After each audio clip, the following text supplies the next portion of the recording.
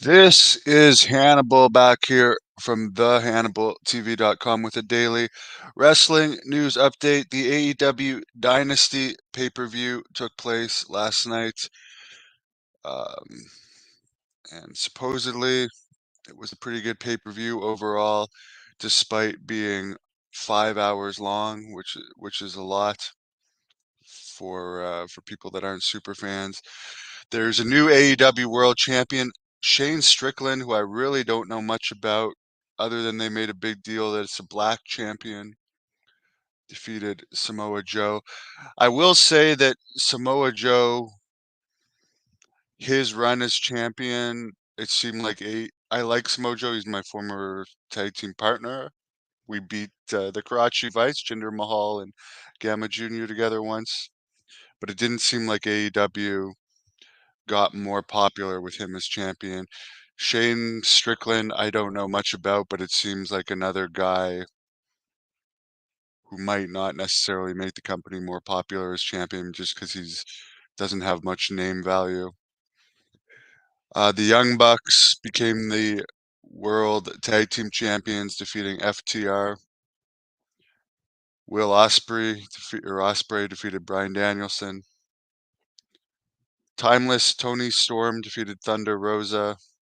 Chris Jericho defeated Hook. A lot of people are saying Hook only has his job because of being Taz's son, and he's really not ready to uh, to be on featured on TV, and he needs to put on size.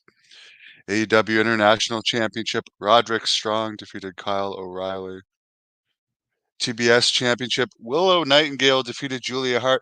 Julia Hart, I definitely think it was more over than Willow Nightingale, but I guess Willow Nightingale has worked with Mercedes Moné, Sasha Banks before, and obviously Sasha Banks at Double or Nothing was going to face the winner of this. So I mean, she's got a lot of pull there. She probably would rather face Willow Nightingale, even though she's less over than Julia Hart.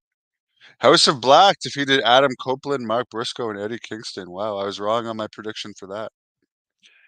AEW Continental Championship, Okada defeated Pac. No surprise there.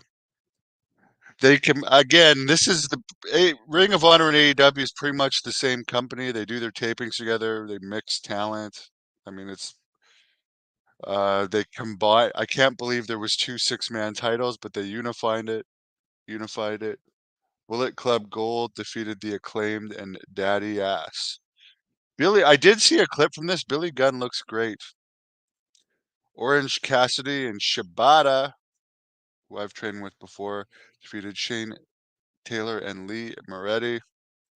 Trent Beretta defeated Matt Sydal, who never seems to win.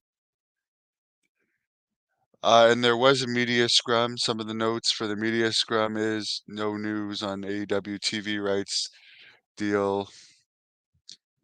Uh, no answer on when MJF, Kenny Omega, or Britt Baker are returning, although he would like Kenny Omega to appear on the May Winnipeg Dynamite taping, which has a really bad pre-sale, by the way, only 3,000, considering um, Omega, Don Callis, and Chris Jericho are all from Winnipeg.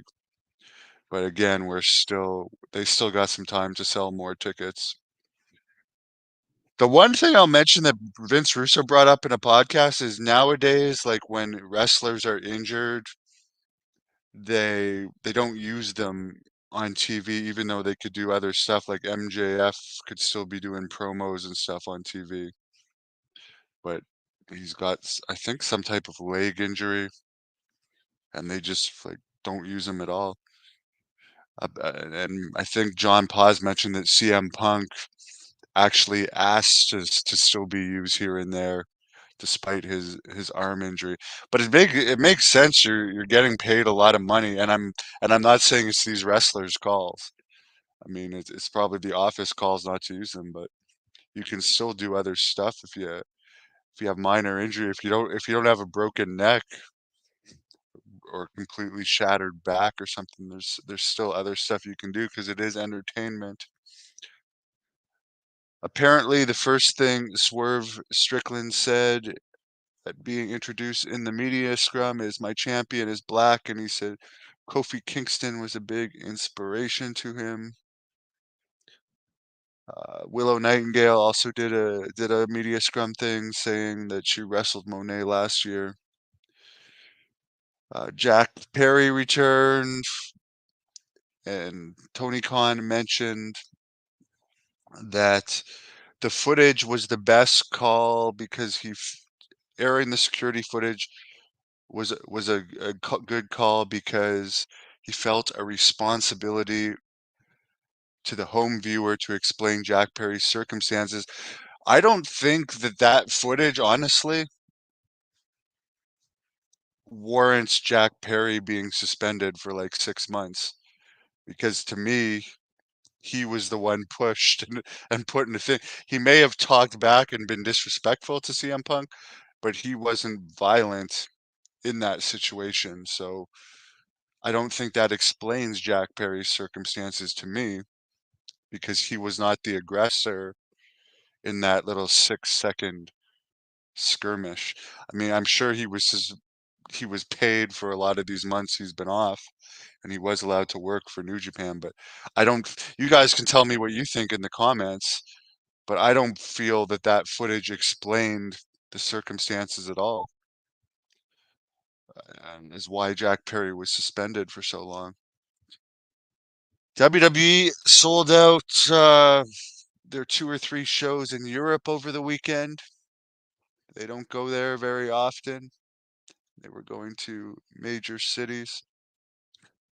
As far as the 5 WWE cuts, which no one was really being used, Jinder Mahal was the most notably that was cut Friday, and he was hardly used at all in recent years, other than that random thing with The Rock, and then the match next week with Seth Rollins. But apparently, these were all Indian cuts because the Indian house shows don't make money.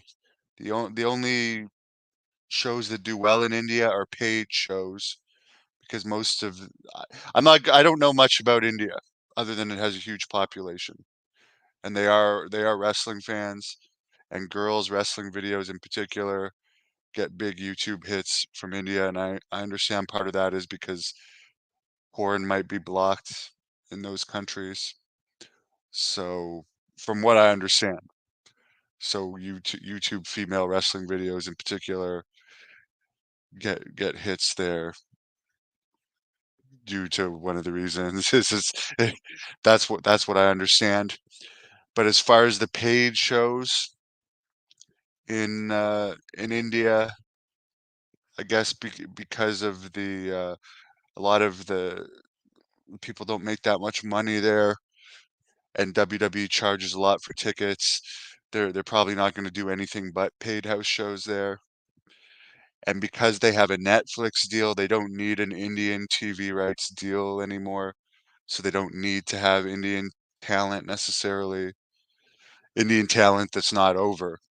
Because let's face it, none of these guys were over. Jinder Mahal was over at one point, but he wasn't over at the time they released him. And Meltzer also Meltzer was bringing up these points on the Wrestling Observer Radio today. And apparently he was also saying that because WWE now has a Netflix deal where they're not going to be on any international TV stations anywhere that Netflix airs, such as India, it might open up doors for places like AEW to get TV deals in India, since in India and other places like the UK where AEW already has a strong TV deal, but places where WWE has traditionally been on TV and they might still want to have wrestling. So, anyways, nobody was surprised at those firings at all. And yeah, for the pay-per-view, I guess the match quality as far as people that like the smart mark style of wrestling, it's a style of wrestling. Like this channel is all about smart marks, so I'm not hating on it. It's just not my taste of wrestling. But I heard Meltzer really praised the AEW pay-per-view. But again, I just think from a world champion perspective, putting a belt, it went from MJF was over as world champion. Uh, it didn't have much buzz with Samoa Joe as world champion, and now they're putting on someone else it's not really a household name. So I don't know if that's going to help the brand much at all. Time will tell.